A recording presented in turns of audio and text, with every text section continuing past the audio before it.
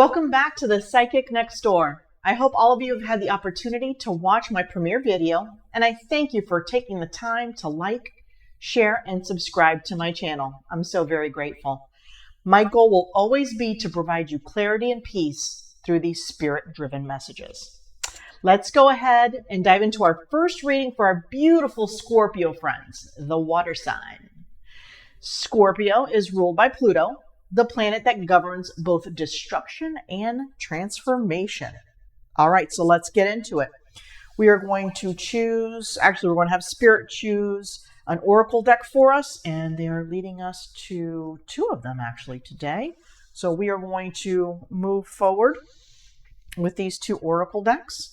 We're going to draw 3-2, which means 3 cards from the first pile and 2 from the second. So we'll start with this one. While we shuffle these cards, I want to share with you all my off-camera meditation details. Okay, so the first piece of information that I received off-camera for you guys is you're stuck in a rut. They were actually showing me a four-wheeler trying to get out of the mud.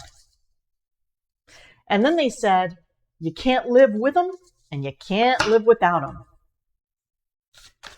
Then I heard the phrase, may the force be with you. And they made me feel like for some of you, you were parting ways with someone. And for others, it was more of an impending challenge that you were facing.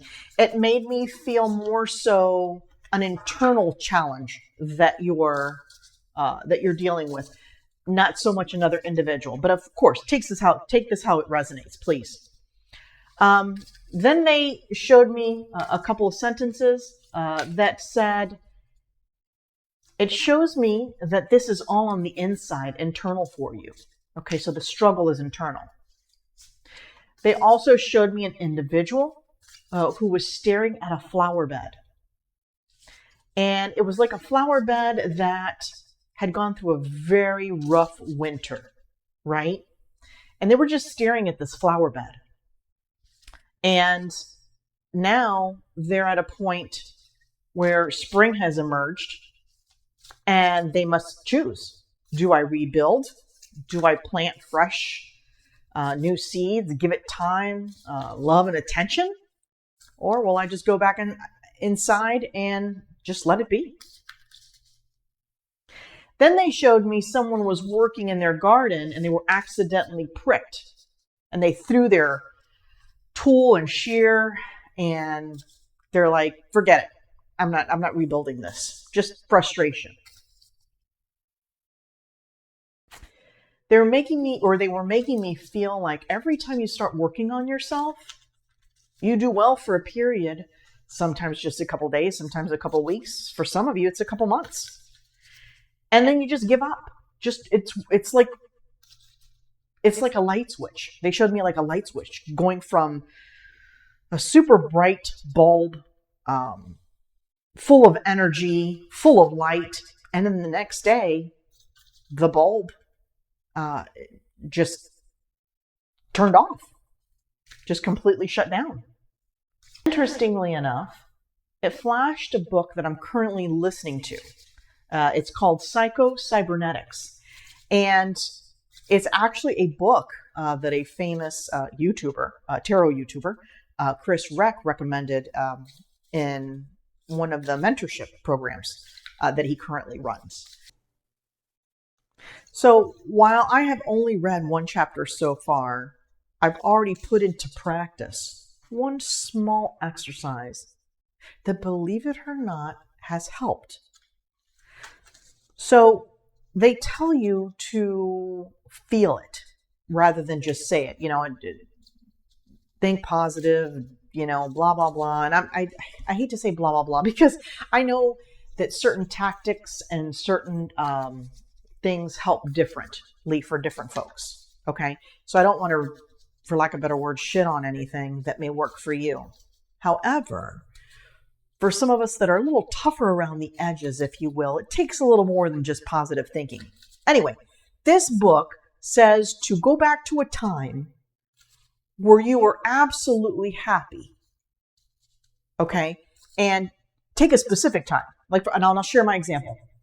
I remember how I felt when I walked across the stage graduating college.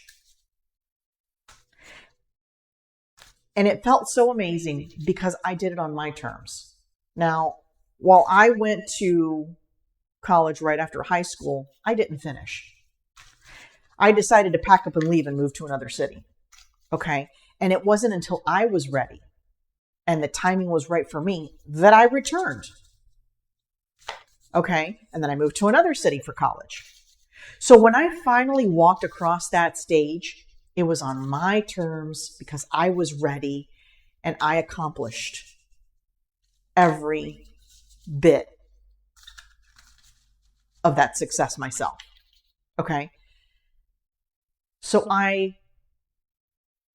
visualized myself walking across the stage. And the feeling I had was like no other. I was so proud of myself.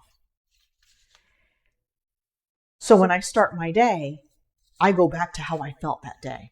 And it's only like 10 or 20 seconds or 30 seconds, whatever, when you're visualizing that moment and you allow yourself to feel that. You break the monotony of what you normally start your day off with or how you normally wake up or whatever the situation. And it really starts you on a different foot. Now, I will tell you this, because of my hard head, I find myself having to visualize that numerous times to bring myself back, but it helps. It absolutely helps because I intertwine it in my future and what's coming. And then I visualize that success and how I'm going to feel. So it's kind of like a domino. I'm seeing a domino right in front of me in my visuals.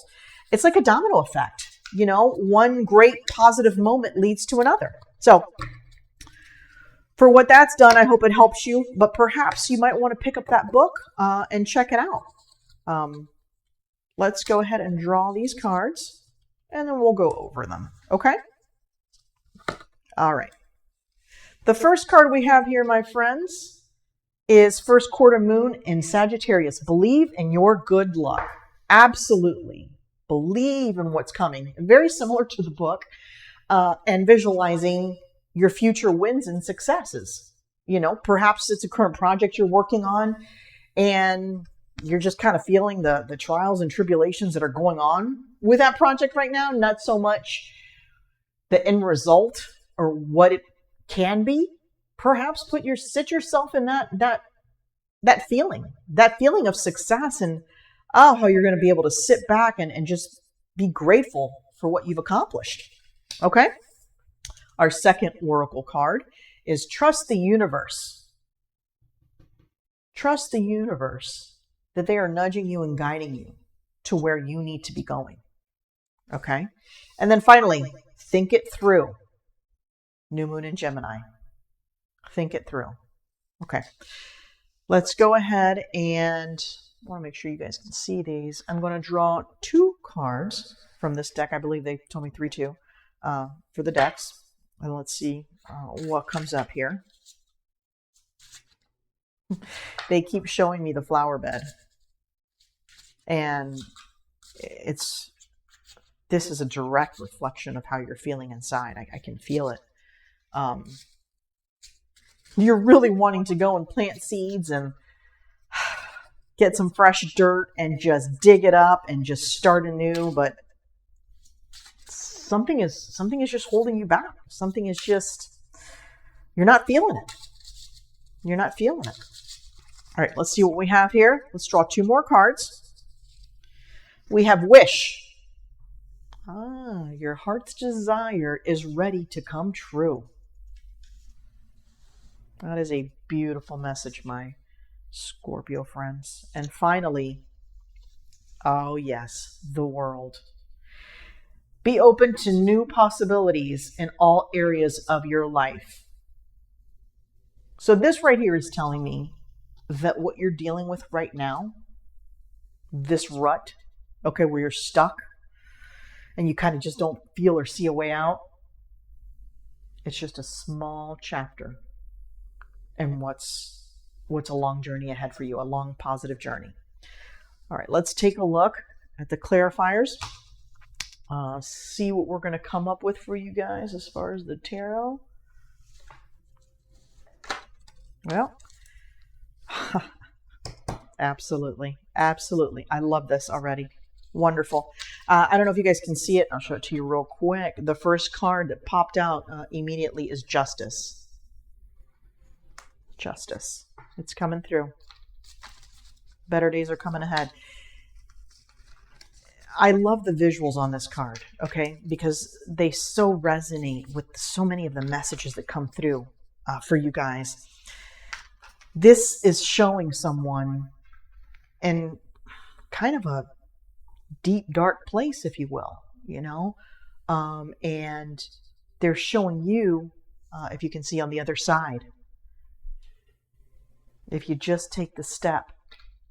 And, you know, they're telling me, and it feels along the lines of what I mentioned before, they're asking you to do something different.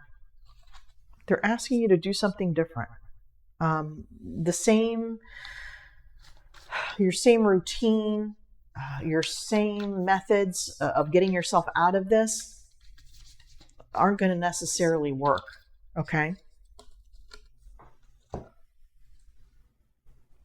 Interesting. We're talking about planting seeds. We're talking about a garden. And here comes the Seven of Pentacles, a beautiful depiction of what could be. Another card that came out is the Three of Swords. Okay, some of you have been going through it. I mean, the pain and the heartbreak is really real. I'm sending you lots of love, hugs, and blessings. I can certainly understand where that's coming through and coming from. Let's draw 2 more cards for my beautiful Scorpio friends. All right. I love it. I love this so much for you guys.